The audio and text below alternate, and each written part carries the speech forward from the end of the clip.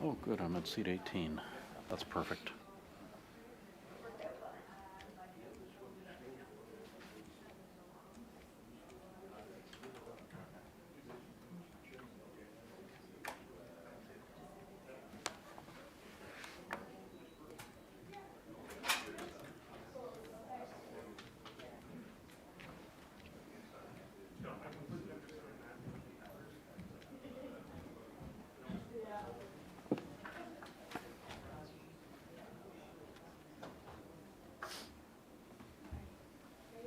I'm good to go.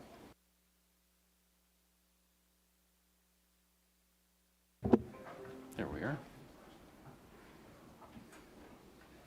Good afternoon, everyone, and welcome to the Audit Committee meeting for March 23rd, 2023. It is 1:33 p.m. My name is Paul Russell, and I am representing Lower Sackville. I'd like to welcome everybody to City Hall. I'd like to also acknowledge that the Halifax Regional Municipality is located in Mi'kma'ki, the traditional and unceded lands of the Mi'kmaq people. The municipality acknowledges the peace and friendship treaties signed in this territory and recognizes that we are all treaty people. Now, this is different from many of our other meetings in that we have public members who are joining us around the council table this afternoon. And as we have a new member of the committee, I would like to provide an opportunity for them to introduce themselves to the committee, followed by introductions in a roundtable of the other committee members. So welcome to the committee, Taiwo. The floor is yours. Okay. Good afternoon, everyone. It's really great to be here. I'm Taiwo Lawal. Recently moved here from Nigeria, so it feels kind of surreal to actually be attending a council meeting. I've worked in finance all my life. I have a bachelor's in accounting, and I've worked 13 years in different areas of finance, from CapEx management to treasury operations, financial reporting, accounts payable. So I've never been an auditor, but I've been audited every year for the last 13 years. So it's really great to be on this committee, and I hope to be able to add my voice one way or the other to the proceedings here today and in the future. Thank you. Thank you. Great to have you here. Thank you very much. Mr. Mayor, would you mind going next, and then everybody else in... Yeah, I'm Mayor Mike. I've had a chance to chat with Taiwo. I've never been an auditor either, and I don't know much about finance, so I'm going to rely on you an awful lot, and I'm glad you're sitting beside me.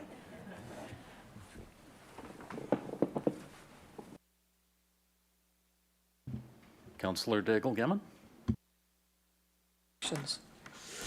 Thank you, Mr. Chair. Sorry, I was a little bit otherwise reading something there I shouldn't have. Good afternoon. My name is Kathy Daigle-Gammon, and I am the councillor for District 1, Waverley, Fall River, Musquodoboit Valley. Good afternoon. I'm Councillor David Hensby, District 2, Preston, Chesapeake, Eastern Shore.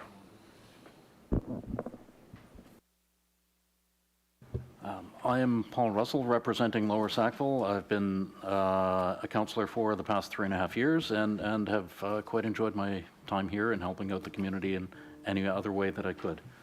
Councillor Cleary. Thank you, Mr. Chair. Sean Cleary, Councillor for District 9.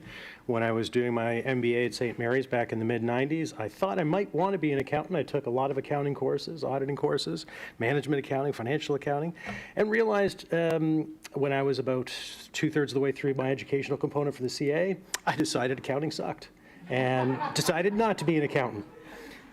So there you go. Good afternoon. My name is Iona Stoddard. I represent District 12, which is Beachville, Lakeside, Timberley, and Clayton Park West, and Wedgwood. Very diverse area. I'm also one of the first Black women to be on council, which was a great honor to be the first. And if there's anything I can ever do for you, please feel free to reach out. And good afternoon. I am Councillor Pam Lovelace, District 13, Hams Plains St. Margaret. It's great to have a new teammate here joining us today. And I just also want to acknowledge that our very own District 1 Councillor, Kathy Daigle-Gammon, was this morning appointed as the Vice Chair for the Halifax Water Commission Board. So thank you, Madam Vice Chair, for stepping up to do that work. Thank you very much. And to my right is our head solicitor, John Traves, and to my left is our Chief Financial Officer, Jerry Blackwood.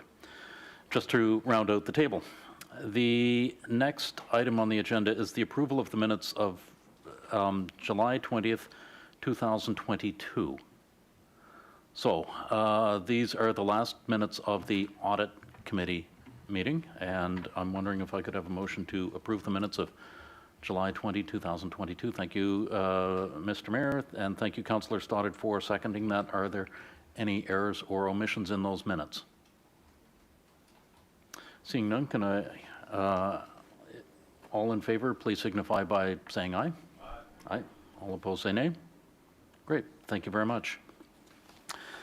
The next item is the approval of the order of business and approval of additions and deletions. Can I have a mover for the order of business, please? Thank you, Councillor Cleary, seconded by Councillor Lovelace. Thank you very much. Over to the clerk. Are there any changes in the order of business? Thank you, Chair. There are no changes to the order of business from the clerk's office today. Okay, thank you. And not seeing any from the other members of committee. All in favor of the order of business as presented, please signify by saying aye. Aye. All opposed, say nay.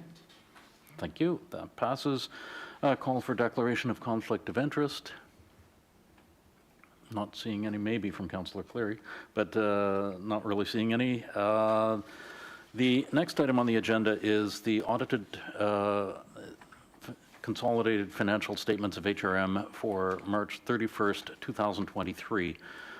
We have some members from KPMG who would provide a presentation for this item. Carrie, good afternoon. The floor is yours.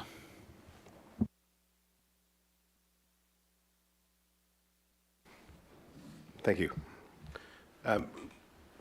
Purpose of myself being here today, Carrie Blair, I'm an audit partner with KPMG, who are the appointed auditors of the Halifax Regional Municipality, is to provide this committee with an overview of our proposed current year audit plan.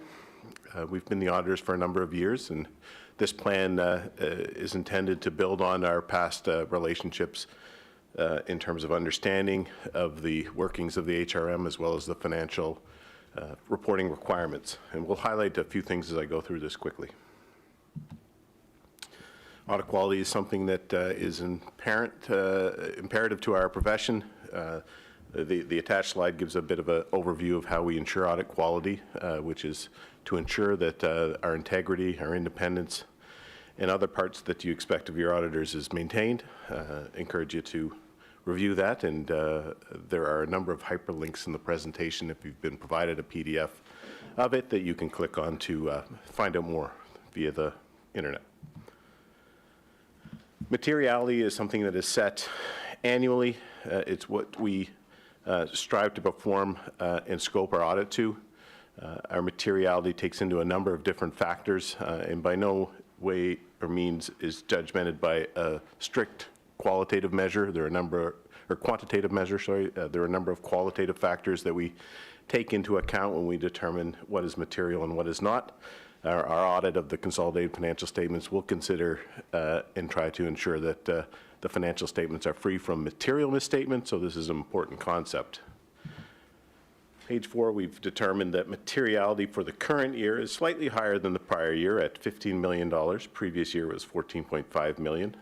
That's again, our global materiality for the financial statements as a whole. From that number, we will assess what accounts, what parts of the financial statements need our attention and need to ensure that we perform appropriate audit procedures, whether that's control-based testing or substantive procedures to identify any potential misstatements that could result in a material misstatement.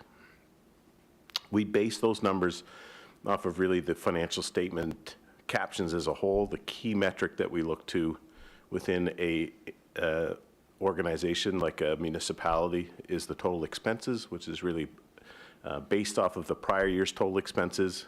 We know that the budgets are slightly higher than the prior year based on inflation and other pressures, so we believe this is a conservative measure to base it off of. As I mentioned, wanted to provide updates from our prior year's audit plan. There's a couple things that either generally are impacting audits in financial information in the world, or generally impact or specifically impact the Halifax Regional Municipality. One is the rising interest rates. There are a number of measures that are included in the financial statements of the HRM that are dependent on discount rates, which are driven by global interest rates. These include certain measures related to employee future benefits for retiring allowances and other benefits.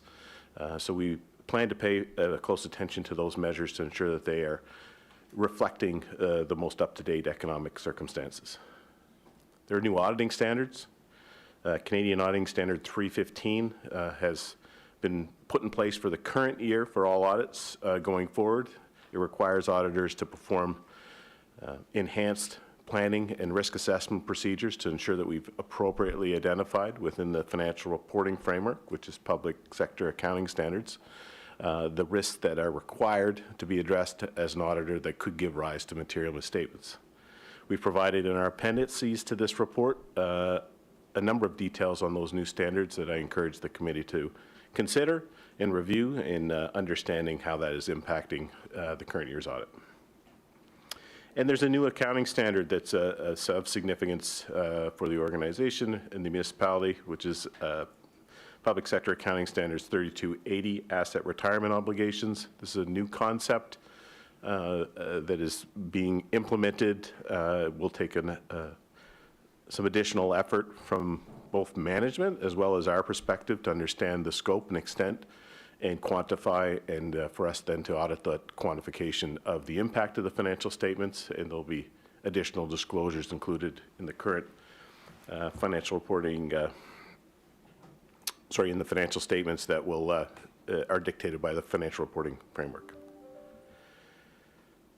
In terms of the involvement of others, we do involve some of our specialized skills outside of just general auditors like myself. They include actuarial specialists who help us in understanding some of those key assumptions. So I mentioned interest rates, discount rates. They will help us in assessing whether appropriate discount rates have been applied by the municipality in coming up with some of the measures related to employee liability, future benefit liabilities. Again, quickly talking about scoping, this is a consolidated financial statement that we audit, so there are a number of entities that can get consolidated into the actual financial statements. They include a number of the boards and commissions that exist within the HRM, as well as on an equity basis, equity accounting basis, the Halifax Regional Water Commission. So we've included a breakdown of how much we plan to audit versus how much we rely on other auditors, and also the scope in terms of what we intend to scope within our audit versus what are excluded from direct testing. So again, expenditures that maybe are not subject to direct substantive audit procedures, but we look at indirectly through review analysis and understanding the risks associated. So quite a large coverage there from a population perspective. There is one required significant risk that we must address, which is the risk of management override of controls. We provide a bit of an outline of what that means and how we will address it. It really means that notwithstanding the controls that are in place within the organization, someone in a position of power could take influence and circumvent those controls. And so we have a number of procedures embedded within our auditing approaches that ensure we at least consider that, ask appropriate questions, and look for potential inconsistencies in the information we're auditing that might suggest override of controls has taken place, and investigate further. In addition to all the significant areas within the financial statements, which would include property tax revenues, revenues from larger government grants and other sources, as well as the auditing of salaries and procurement and all of the other things that are day-to-day operations within the Halifax Region Municipality.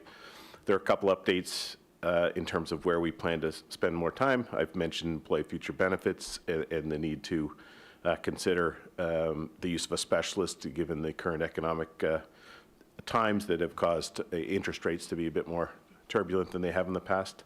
And the other would be in the asset retirement obligations part. We'll spend more time understanding the scope of how that management has assessed the impact on the financial statements and the calculations that have been done to quantify what that impact is. So we'll spend more time ensuring that that information is accurate and complete in the first year of adoption. Our plan is to have the audit completed towards the end of June so that the financial statements can be brought forward to this committee for approval ultimately by council at some point in July. I'm going to skip this slide. This is future oriented. We do have a new code of ethics that is being adopted in the future years. Just want to make the committee aware of that.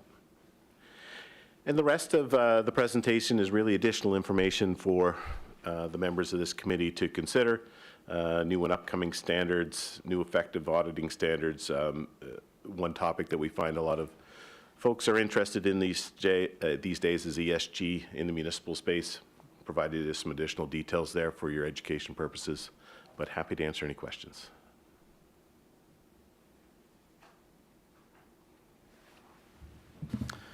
Thank you very much for the presentation. Go ahead, Councillor Hensby.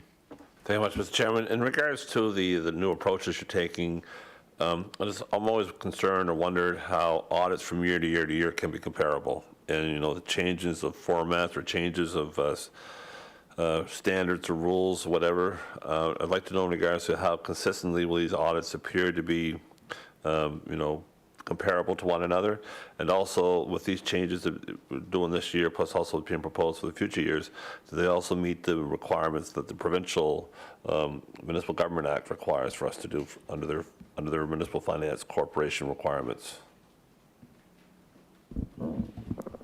Great. Thank you for that question. Each year, we're required when we do our audit to perform a risk assessment as to where there could be a potential for a material misstatement. That doesn't mean that the auditing approach that we take has really changed. It just means there may be different focuses based on where there are new or changing risks. So if there is a new source of revenue for a current year that is more significant than it has been in prior years, then we would spend more time in that area. So there is a bit of a dynamic within the auditing profession that we must address the risks that are current within the period under which we're audit.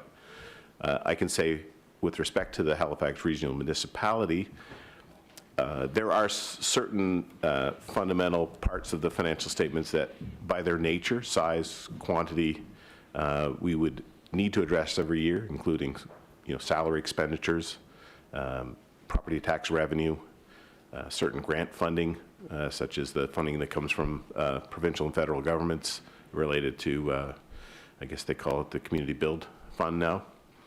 And so those are fundamental procedures that, by the nature of the accounting framework, we would scope in as being part of our risk every year.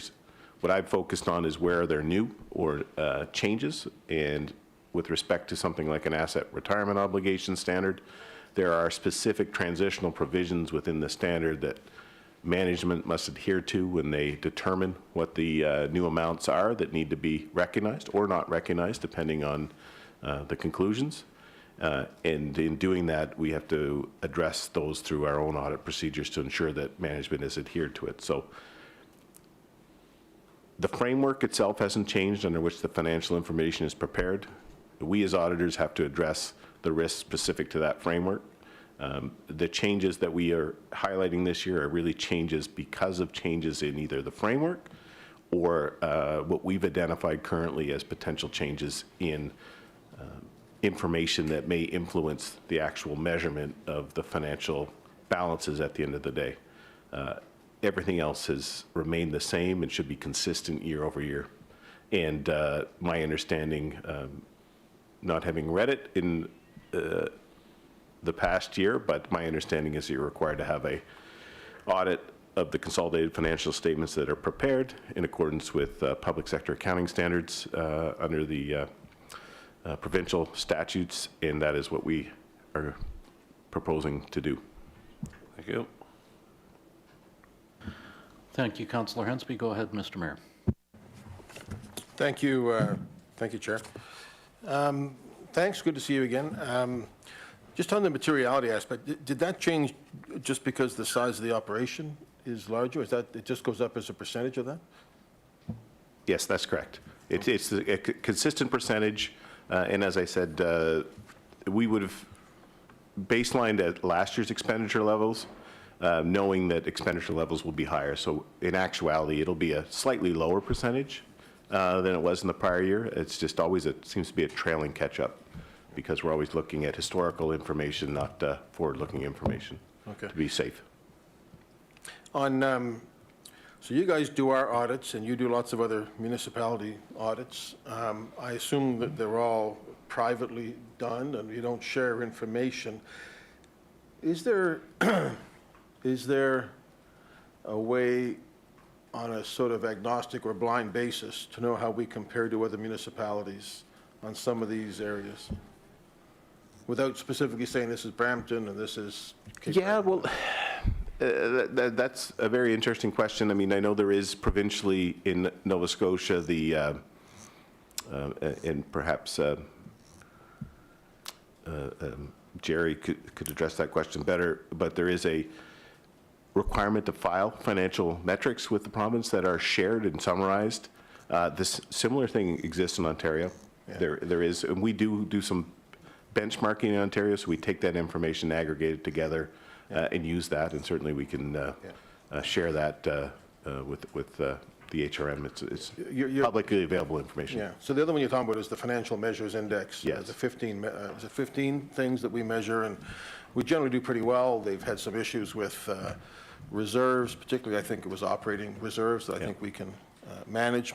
There are some municipalities in trouble, but I'm just wondering more in terms of general risk factors that all municipalities would have. There's no information that you could share with us compared to other municipalities on how we deal with those things? Because it's all private. I know it's all private, but sort of at the universe of municipalities, there's no way of us knowing how we're doing versus other municipalities? Yeah, what I can say, Mr. Mayor, is that although it's all private, we use our knowledge internally to share where there might be risks within the municipal auditing space and share those amongst our practitioners. One of the things that I didn't mention is this year we're, as part of the changes in our auditing standards, bringing in an engagement quality reviewing partner who is actually the lead audit partner for the municipality Kitchener-Waterloo.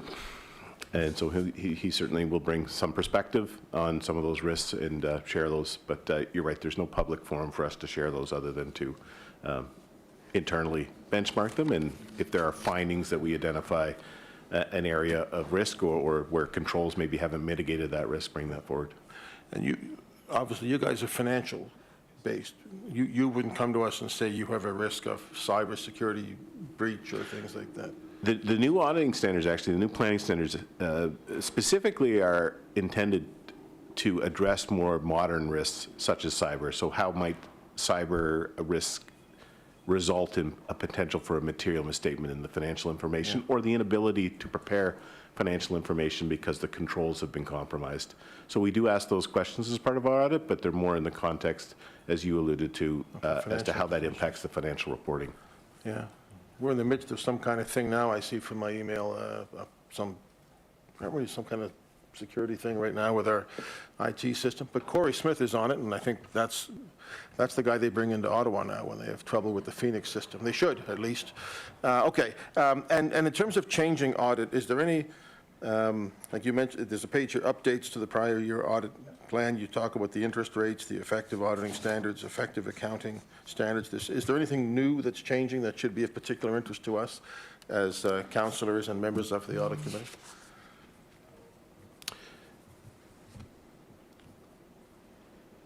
think of particular interest, it may be of particular interest how the changes in the interest rate environment are impacting any measures, because those obviously fluctuate over time.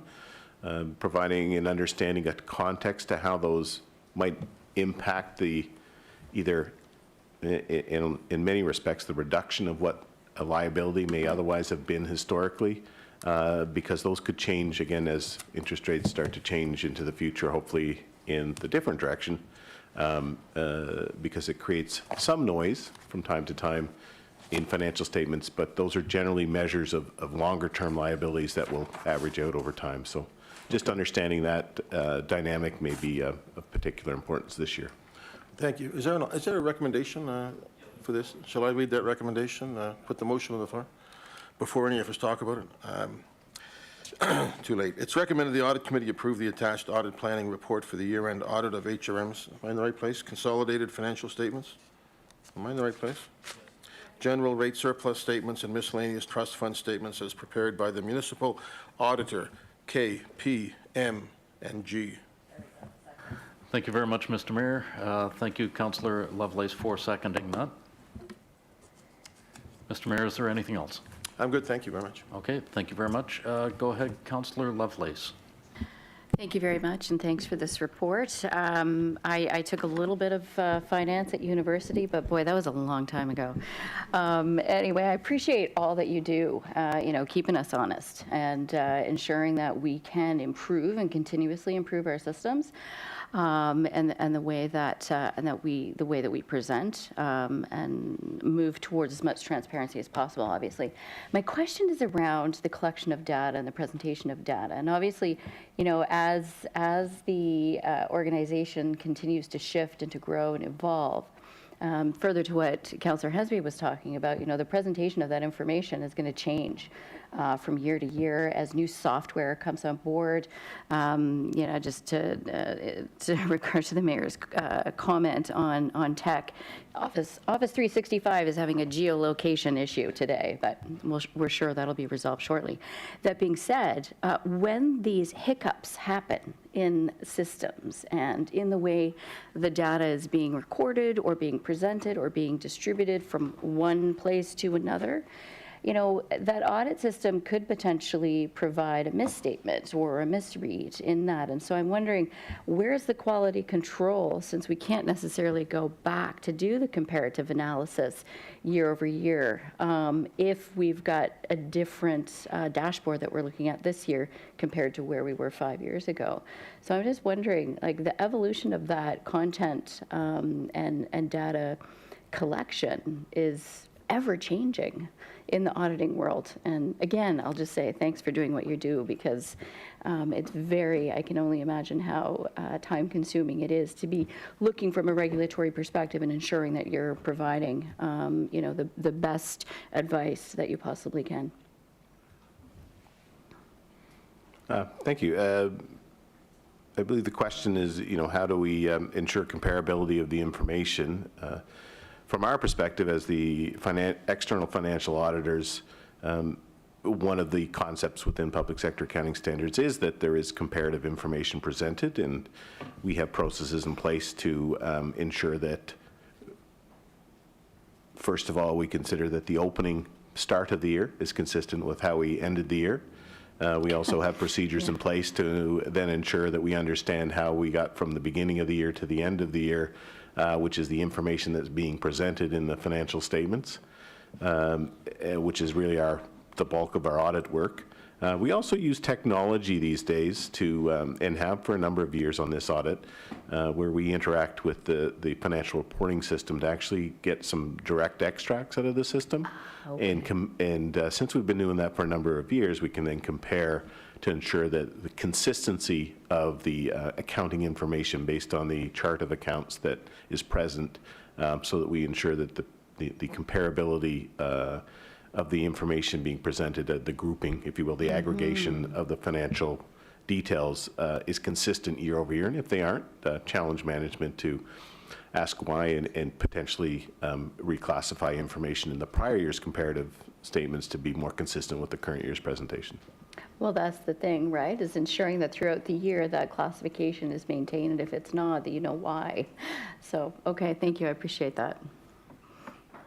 Thank you, Councillor Lovelace. Go ahead, Councillor Daigle-Gammon. Thank you very much. Thank you for the presentation. Nice to see you again. Can you refresh my memory on how many years you've been doing the audit for HRM and what's the current status of the contract? Sure. I have been the lead engagement partner. This will be my 12th year. KPMG has been the appointed auditors of the Halifax Regional Municipality since its formation in 97, I believe.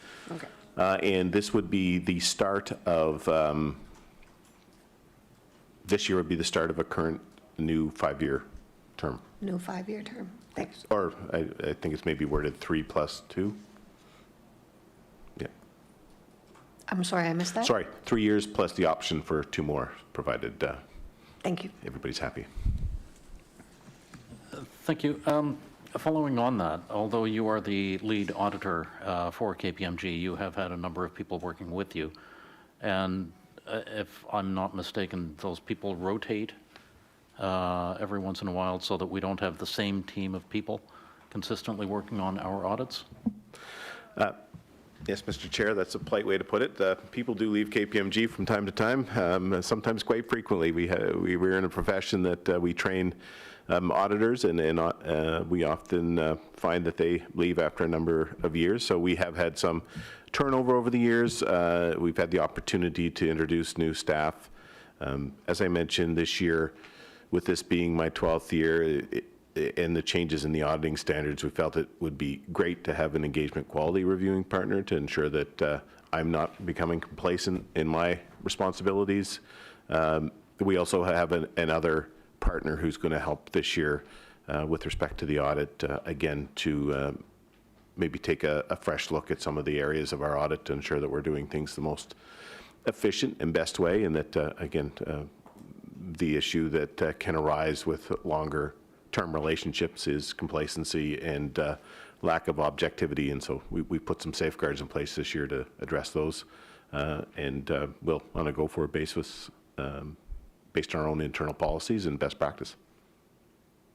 Thank you very much. And in response to a question from the mayor, you were talking about some of the IT standards being reviewed to ensure the security and the repeatability, I guess, of being able to produce the financial audits. Would that extend to the other bodies related to HRM's audit? So you're not just auditing HRM's financial statements, you're reaching out to another body, and would it relate to that as well? Yeah, our extent as part of our audit and what we've done from a scope perspective, again, where we're not providing absolute assurance, there are certain entities that would be clearly insignificant to the overall consolidated financial statements of the HRM. We would view them as having limited possibility for the risk of a misstatement, and we would do very little with respect to them. There are other entities that do have significant impact on the financial statements, including an entity like the Halifax Regional Water Commission. Under our auditing standards, we provide direction to their auditors as to what our expectations are as we plan to use their work in support of our own, and that would include ensuring that they've complied with Canadian auditing standards, which under the new standards requires a risk assessment to be done that would include potential information technology risks that could jeopardize the integrity of the financial information and the ability to produce meaningful information that's used ultimately in the preparation of the Halifax Regional Municipality's financial statements. So we do reach out to other bodies to the extent they're within the scope, and we do ensure that everybody complies with the current auditing standards with respect to the work they do in support of the overall audit, which has evolved into many different facets, including understanding how IT risk impacts the potential for a misstatement. Okay, thank you very much. Councillor Hensby.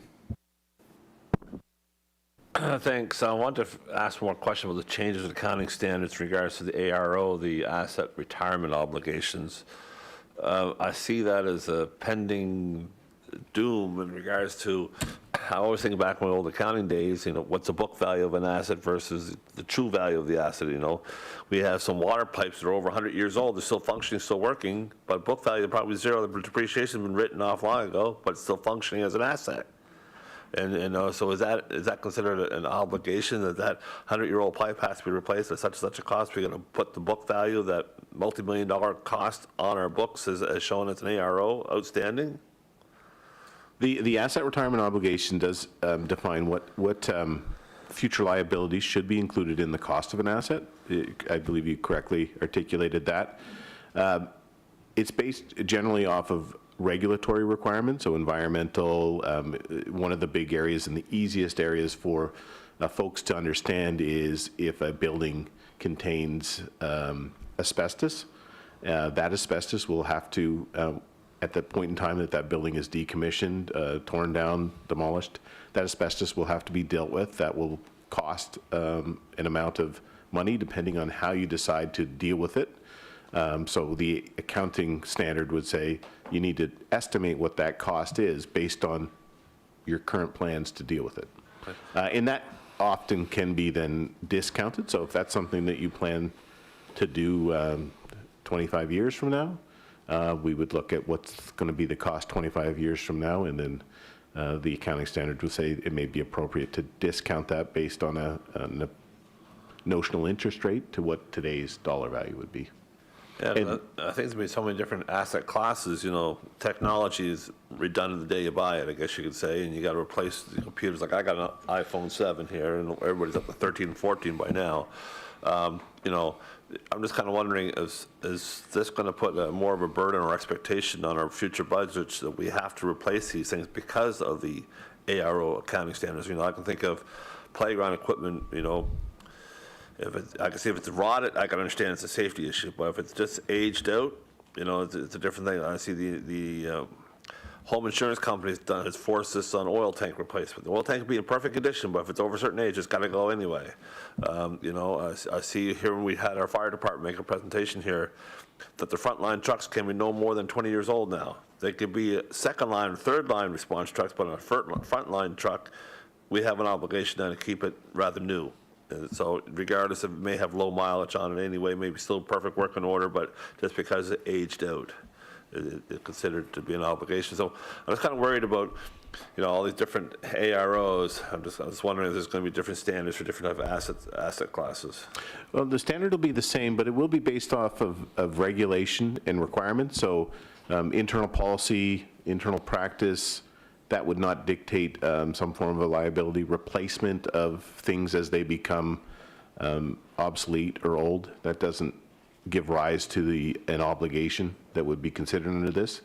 To use your example of the water pipes, it's not the cost to replace the pipes, it's the cost to dispose of anything that is hazardous or above some form of environmental or regulatory standard that might be in those pipes that are in the ground. But the new pipes that are going to go in, they'll be recorded when they go in the ground. It's just coming up with what's the cost to get rid of the old pipes, if there is a environmental cost to it. Like the lead lines we're trying to get rid of now. Potentially. Yeah, okay, thank you. Thank you, Councillor Hensby. Thank you, Kerry. I don't see any other speakers on the list. Are we ready for the question?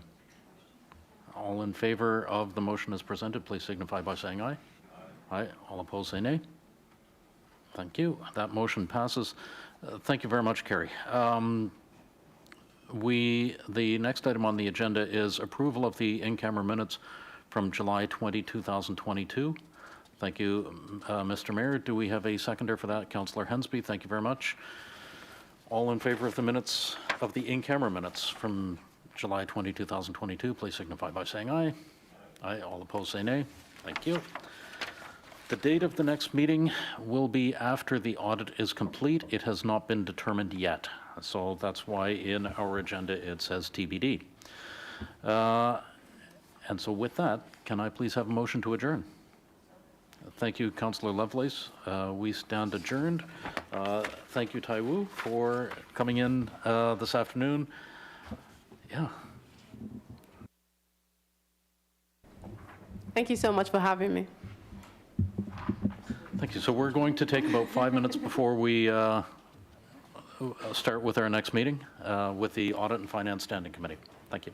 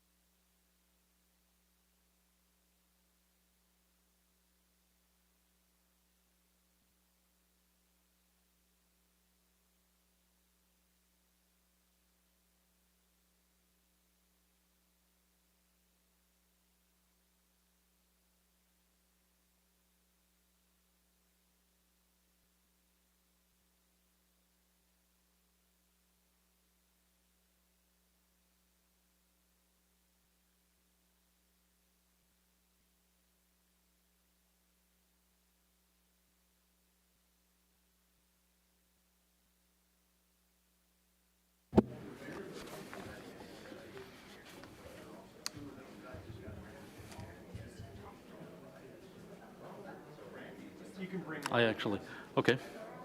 Although it might be helpful for you to have.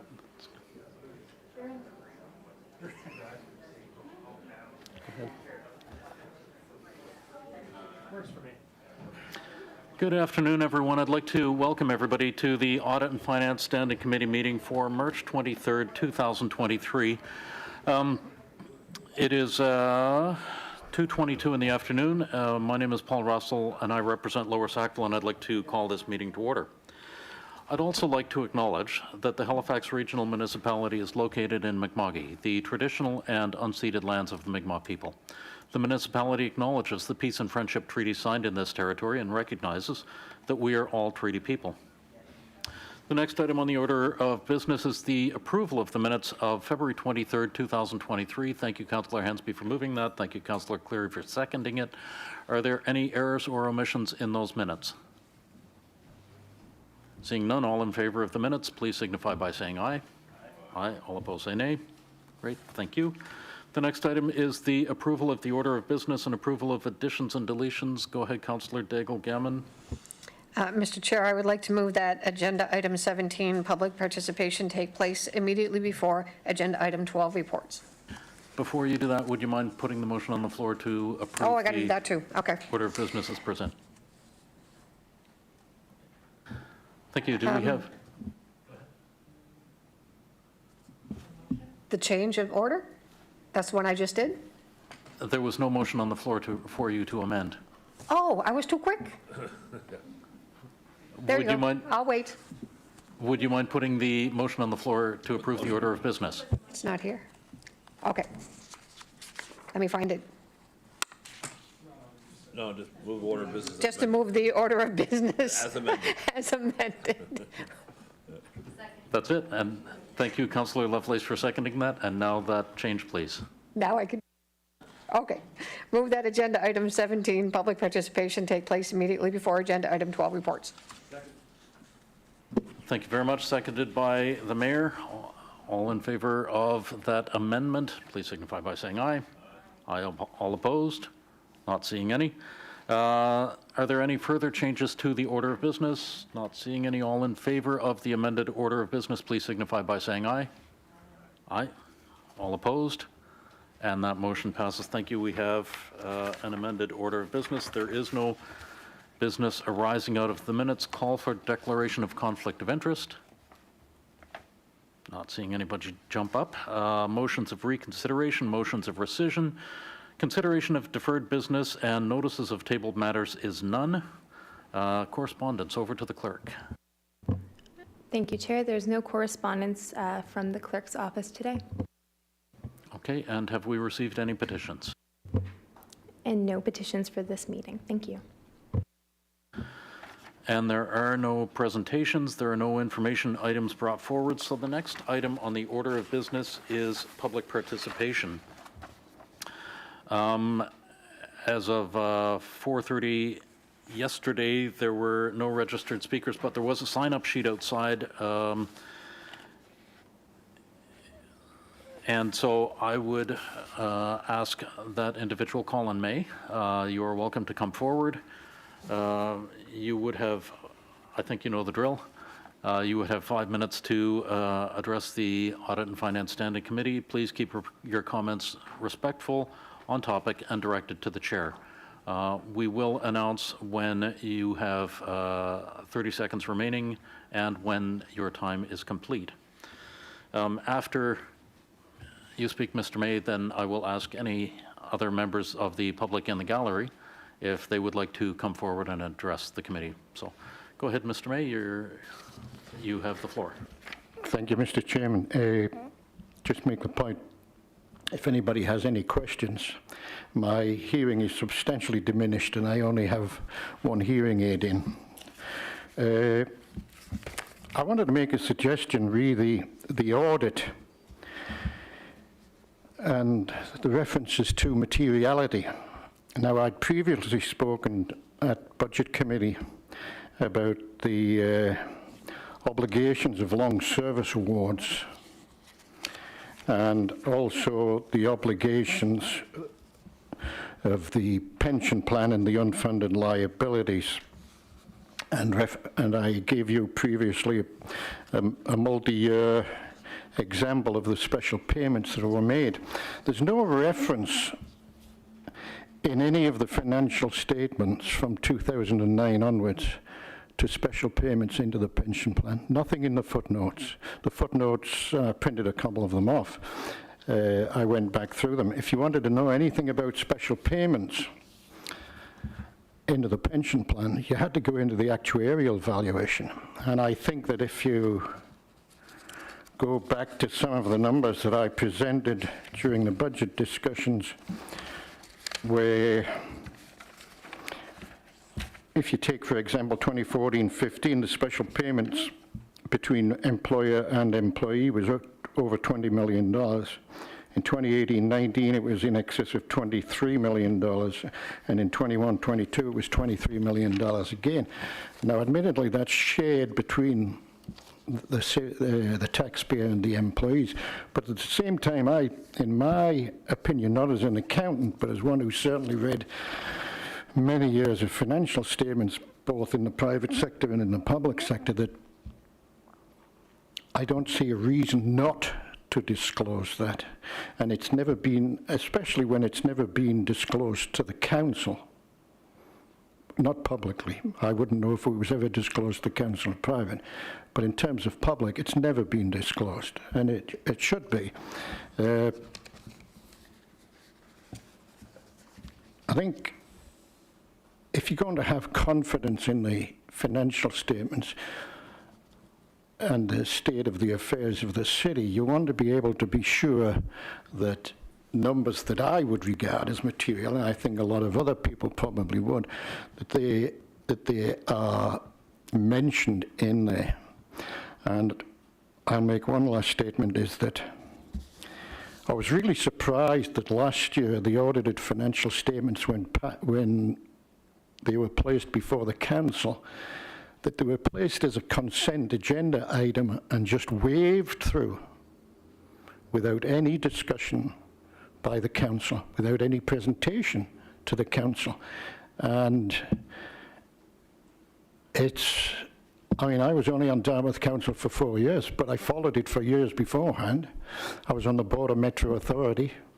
I was on the board of Neptune when Mayor Savage was on the board, and we always dealt with those things. In fact, the best thing about being on the board of Neptune, besides having to attend the first night performances and the reception afterwards, I think it was my first or second meeting at the board, and we were presented with the budget for the year. It was the board must have been about 14 people. And when it came to ask questions, I asked, does the board have officers and directors insurance liability? And the general manager said, oh, we don't need that. And I was like, what? He said, no, we don't need that, he said. And I was like, well, we're about to spend $10 million on a new theatre, and you're telling me we don't need officers and directors liability? No. Now, there's a couple of well-known prominent business people on the board, and they never said a word. But down the end of the table, one lady said, what's this? What's Mr. May talking about? And the general manager says, he thinks we should have officers and directors liability insurance, but we don't have it. And she said, you don't have it? And he said, no, we've never had it. And she said, oh, well, in that case, I can't remain on the board. She was the Atlantic Senior Vice President of Royal Bank. And thank goodness for that lady speaking up, because after that we got liability insurance. So as far as I was concerned, the only good reason for me to stay on the board was to make sure it went through. That's all. Thank you. Okay. Thank you, Mr. May. We do have a comment from Jerry Blackwood, and then we'll go to the mayor. Thank you very much, Mr. Chair. Jerry Blackwood, CFO. Thank you, Mr. May, for your comments and your presentation. So just for the benefit of council, what Mr. May is speaking to with regards to special payments, they would be in the financial statements of the HRM pension plan, so the HRM pension plan and the master trust. Thank you. Okay, thank you for that, Jerry. Go ahead, Mr. Mayor. Thank you, Jerry, for that. I was going to sort of say, look, Mr. May's been here on a few occasions on this issue. The last time, I think I asked for just a report to come back in terms of the special payments of the trust. So do you think that there is any other thing that we should do or should consider in terms of making that more public, to the public, as well as, just sort of, I have no problem with issues going through on consent. I assume the council has looked at it and read the material, and but in terms of making it more available on the status of the special payments into the plans, I just wonder what your thoughts are on that, or whether there's something we might do to make that stronger. Thank you. Thank you, Mayor.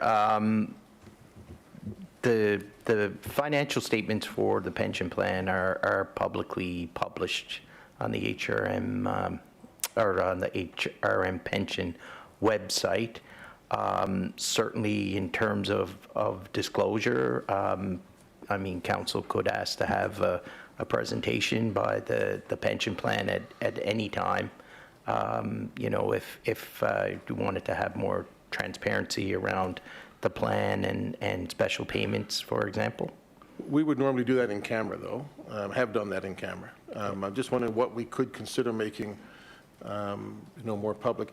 I think we do a very good job of publicizing our financials. We've had a discussion recently about the C.D. Howe report, which I don't think is highly credible, and on which had some criticisms of the way we do things. So I just think it's worth making sure that we make these things as publicly available, and not on our website, which is tricky sometimes, but it's just maybe worth considering whether there's a way that we can. I mean, there's a lot of people that don't obviously have any pension plan and would have concern for those publicly funded pensions, and I'm not going to argue about them, but they just need to know, since they're paying for them, exactly what the status of them is. So I see John was looking like he was firing up to respond, but I'll just leave it at that for now.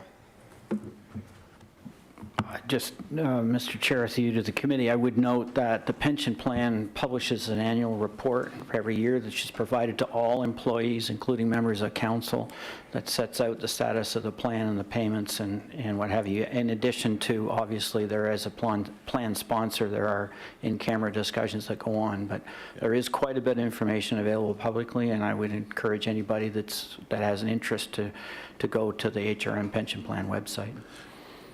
Right, okay, right. And certainly it goes to employees, and people can choose to look at it or not. Considering the amount of defined benefit pension plans that are left, and just about, I assume all of them are in the public sector and being paid for by lots of people who don't have any pension, I just think we need to make sure we make it as available as possible. Thank you. And one thing I'll do as a takeaway as we're going into our year end, and I'll discuss with Dave if it would be appropriate to do a note disclosure in our financial statements, year end financial statements on that.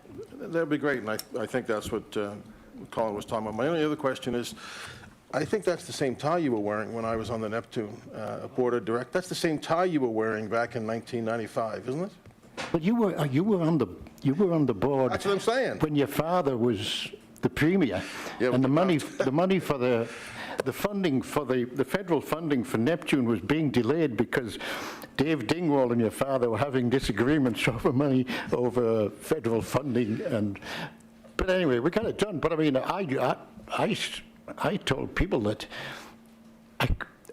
when I was Councillor McCluskey knew that I'd been involved in theatrical groups, and she said, "Oh, I think you should go," at a council meeting. She sprung it on me and said, "I think you should go to be on our representative on Neptune." And I was like, so the fix was in. We're getting a little off topic. The only last thing I'll say, in light of recent budget discussions, that was a difficult time financially in the province, but the province did support the new Neptune Theatre and got a lot of criticism because people said at a time of health and education crisis, but you know what? You should always invest in the arts, and I'm glad that this council did that again this year. Thank you, Colin. Thank you, Mr. Mayor. Go ahead, Councillor Daigle-Gammon. Thank you very much, Mr. Chair. I guess I'm just wondering, in this conversation, sir, if there is a disclosure notice when we're doing this stuff, does that satisfy the question that you have around the transparency? I think that you only need a couple of you only need a couple of sentences in the, I mean, I've got the page from the audited statements from a couple of them. There's a long description of about the pension plan in the footnotes, right? Employees' future benefits, employees' retirement pension plan, and it goes on for over a page.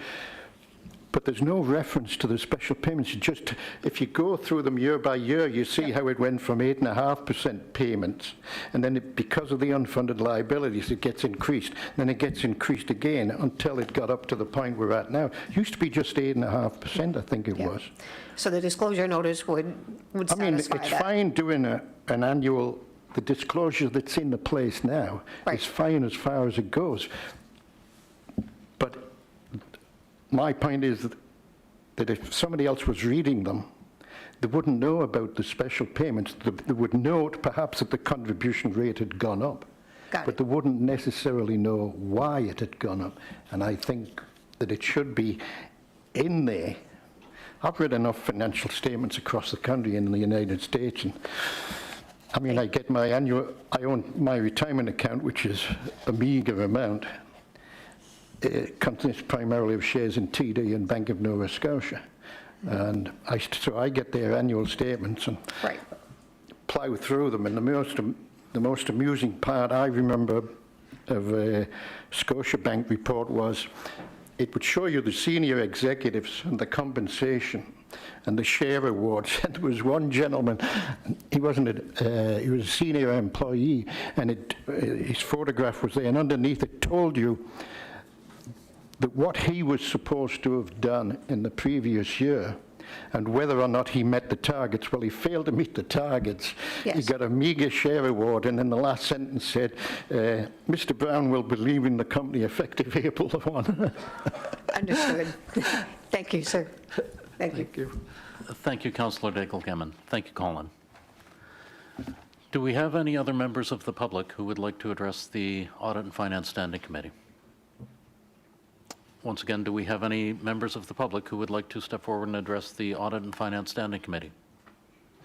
And third and final time, do we have any members of the public who would like to step forward and address the Audit and Finance Standing Committee? Okay, thank you very much. The next item on the agenda is 12.1.1, the Halifax Water SCADA System Audit. So I would like to invite our Auditor General, Evangeline Coleman-Sod, and Leanne Burnett, the Audit Manager, forward, and the floor is yours as soon as you are ready.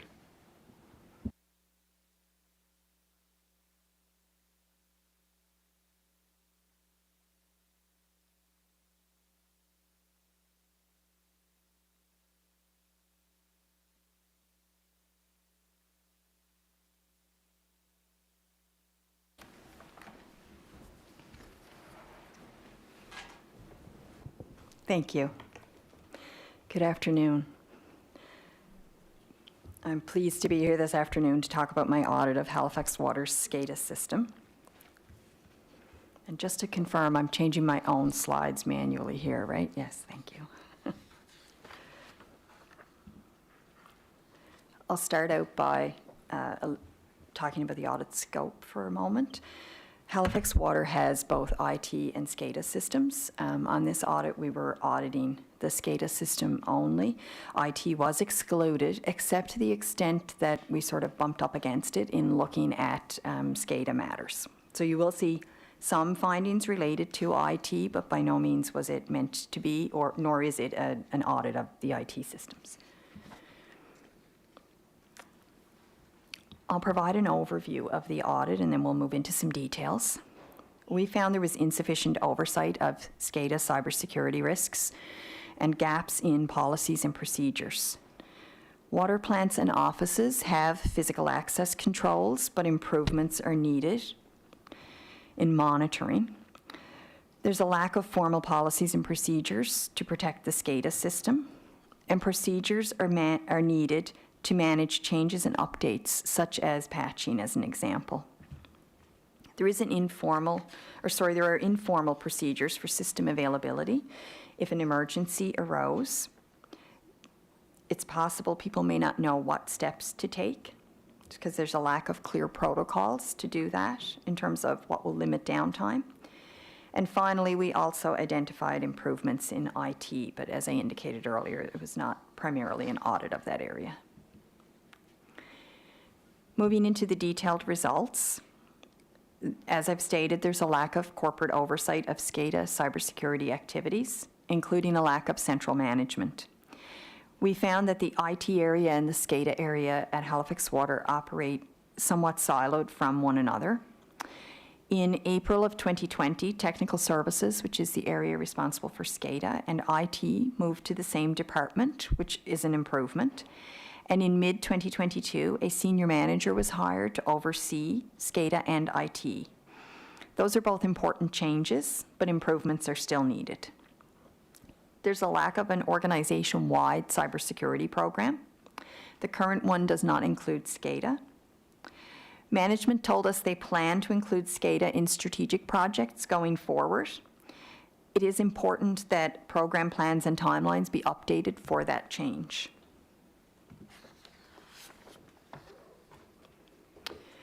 Technical Services, or the area responsible for SCADA, does not have formal project management within its structure.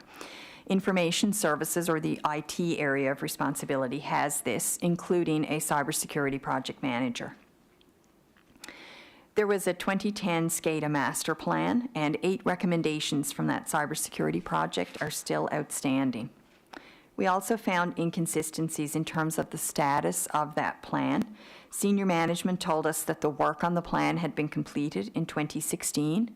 However, it is still listed as outstanding, and we found there are outstanding recommendations as of the 22-23 business plan.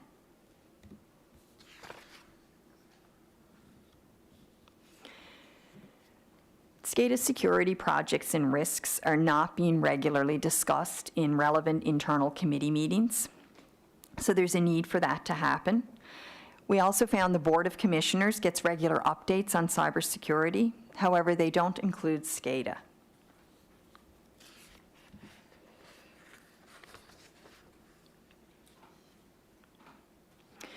SCADA cybersecurity risks have not been formally identified and assessed.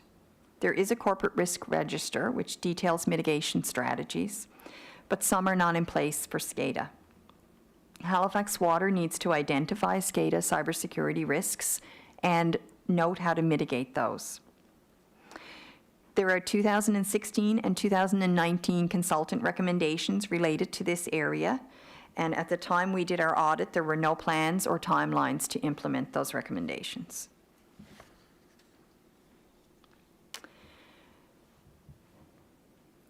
SCADA cybersecurity policies were approved in 2019. However, we found many are not followed, and some areas are not covered, for example, access management. There's also a need to approve procedures to implement those policies and to have plans with timelines for when those will be completed.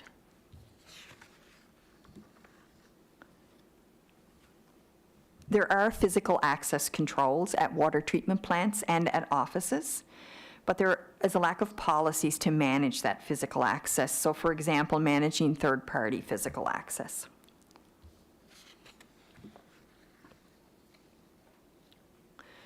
In terms of physical access, we looked at who has swipe cards and found that there were a number who do not require it for their jobs. There were 14 at the Pockwalk plant, 15 at Lake Major, and 32 at the SCADA office. We also found there are physical keys for water plants and for distribution systems that are managed manually, and we found the tracking information was not always accurate. Some of the keys were assigned to people who have left Halifax Water or who have retired, for example, and some keys have not been located. I'm going to turn things over to Leanne for the next couple of slides. Thank you and good afternoon. So the next section on system protection, we found Halifax Water lacks formal policies and procedures to protect the SCADA system from vulnerabilities.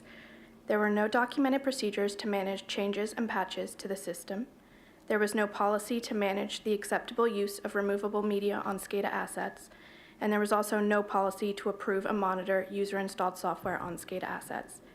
If employees download personal or unauthorized content, it could contain viruses and malware that could affect the SCADA system, so only approved and tested software should be allowed. In addition, we found SCADA users are not provided regular security awareness training on SCADA risks, programs, and policies. It is important employees are aware of their role in protecting SCADA from security risks. So into system availability, we found Halifax Water also lacked formal processes that would help reduce downtime of the SCADA system during an incident or an emergency. There was no documented policy or procedure for managing SCADA system backups. There was also no formal process to document and track spare parts inventory. Management has not identified all critical assets for the SCADA system or determined the number of spare parts to keep on hand. We did find spare parts are retained in secure areas, which is a positive finding. And this last section relates to Halifax Water's IT system. We sent a sophisticated phishing email to 55 Halifax Water employees. The IT group allowed our phishing email to pass through their security controls for the audit. The purpose of the email was not to test the security controls, but to test staff awareness. So of the 55 employees who received the email, 45 employees submitted their credentials. These were obtained from management and employees across various departments. An additional 3 employees clicked on the link but did not submit their credentials. Halifax Water provides regular corporate cybersecurity awareness training to its employees. For cybersecurity training sent to employees from 2018 to early 2022, completion rates varied. And for a cybersecurity fundamentals course introduced in 2022, we found 6 of the 30 employees sampled had not completed the course. So although there has been regular training offerings, further work is needed to increase awareness of cybersecurity risks. And lastly, we identified 2 improvements to secure the corporate network. We found Halifax Water's corporate network had at least 26 accounts with domain administrator privileges. If compromised, these accounts can cause widespread damages to the network, so the number of accounts with these privileges should be limited. We also found Halifax Water's guest Wi-Fi network was not isolated from the corporate network. There were segmentation controls implemented, however, they were not operating as intended. This was concerning as a threat could obtain the guest Wi-Fi password without entering Halifax Water's head office, as the password was posted on walls visible to the public. Management said this has been corrected.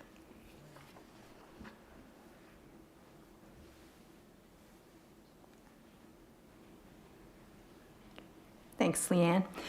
So just to wrap up the public report on this audit, there are 21 recommendations in the public report. All have been accepted by management, and as is our typical process, we will follow up after 18 months, and we'll be looking for 80% of the recommendations to be completed by that time. There is also an in-camera report on this. That is not uncommon when you're dealing with cybersecurity. There are often matters that, regardless of whether findings are good, bad, or in between, you don't want to report publicly, and so in-camera is typically the chosen format for that. So at this point, if anyone has any questions on the public report, we would be happy to take those. And I just maybe caution everybody to make sure that any questions that they ask are definitely from the public report. Thank you very much, Evangeline, for the presentation. It is certainly thorough. Go ahead, Councillor Lovelace. Thank you so much, Mr. Chair. Thank you for this presentation. As I've already seen it, since I'm on the Water Commission, I just want to thank you again for the work that you do. It's extremely important. But I think what is missing from this public presentation is an understanding for the public what a SCADA system is.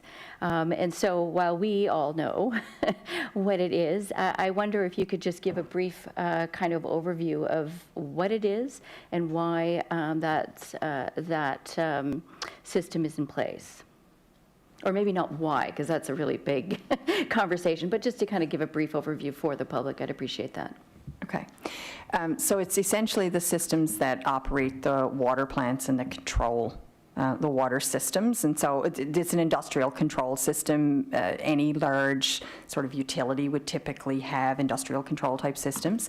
And they're important to look at, of course, because they're a particular sort of a hot target for potential cybersecurity threats, such as hacking.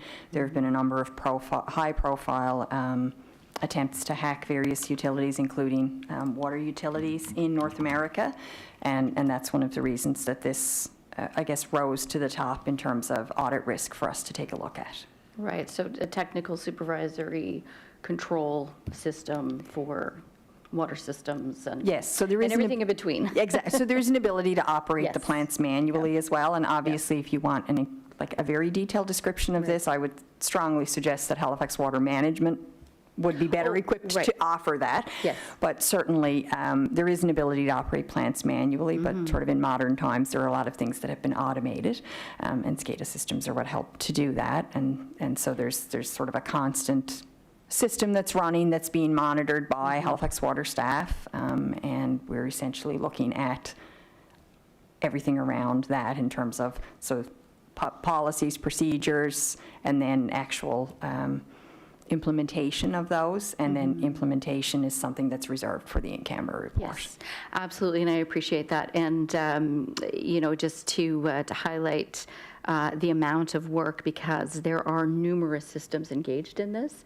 And so I just want to say thank you again for your work on this. I look forward to furthering this discussion. Thank you, Mr. Chair. Thank you very much. Councillor Lovelace. Evangeline, go ahead. Thank you.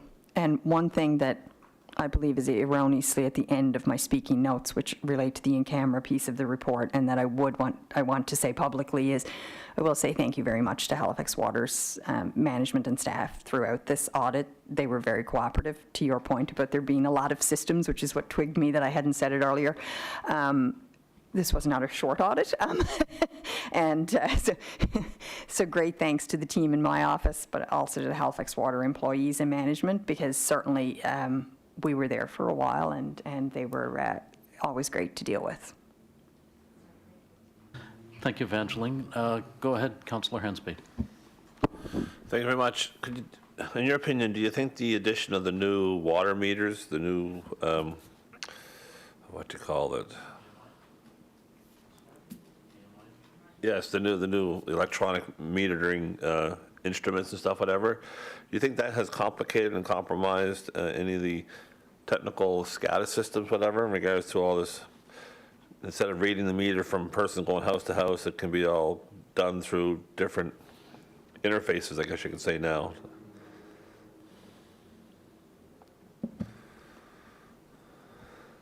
So that was not part of the scope of this audit. We were looking at the systems within the water plants themselves. Okay, all right. I'll perhaps ask Halifax Water if there's any interconnectivity between the systems. Thank you. Yeah, management. Thank you, Councillor Hensby. I don't see any further speakers on the list. I wasn't sure if there was... I also don't see a motion. Okay. Thank you very much, Evangeline. And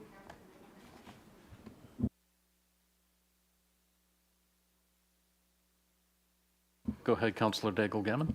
Mr. Chair, do we go in camera and then come back to do the motion? We can go in camera if you would like. Yes, a motion to go in camera, please, Mr. Chair. Seconded by Councillor Lovelace. All in favor of going in camera? Aye. All opposed? Thank you. Let's move in camera.